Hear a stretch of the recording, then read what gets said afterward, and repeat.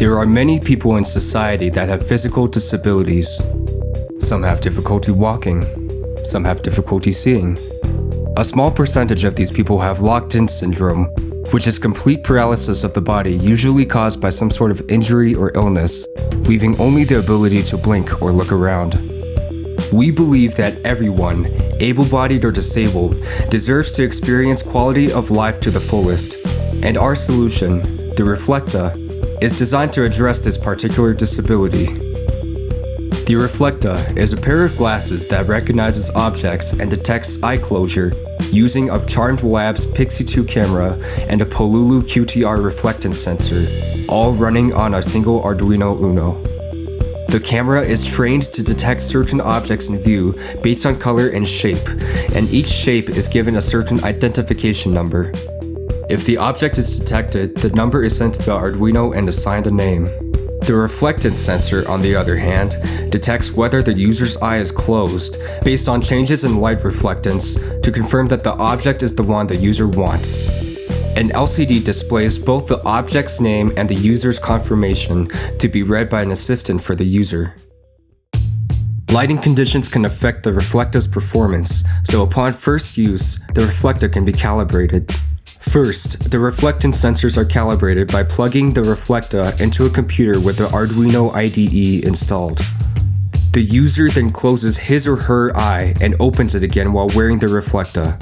Changes in the reflectance sensor's output are noted on the Arduino serial port monitor, and the threshold for an activation from a closed eye is then set by changing the value of the threshold variable in the Reflecta's code.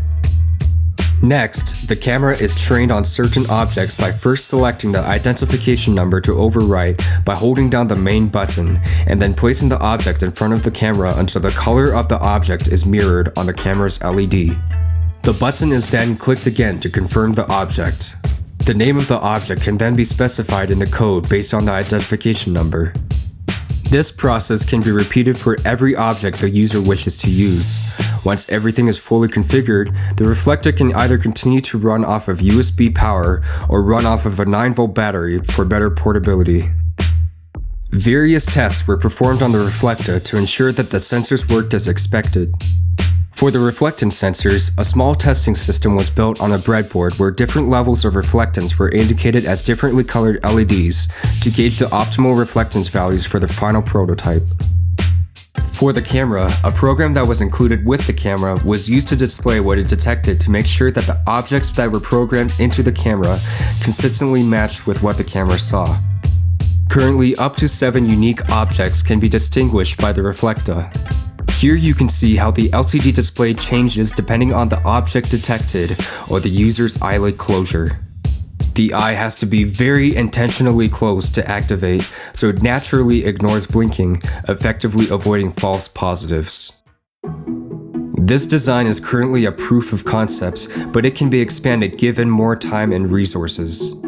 For instance, a text-to-speech module could be added to the device so that it alerts the assistant of the object the user wants from a larger distance. Blue shirt has been detected. Eye tracking could also be improved so that the camera could more accurately predict which object the user is focused on. Currently, the Pixie 2 camera is limited in that changing the lighting or proximity will yield inaccurate object recognition. Thus, the device could, in the future, access a neural network so that it can learn a greater variety of objects and detect their shapes and colors more accurately. With proper manufacturing, all of these features could even be integrated into the glasses without need for an external microcontroller. The Reflecta is our solution to help people with locked-in syndrome communicate more effectively, and as a whole, takes us one step closer in improving the quality of life for the disabled.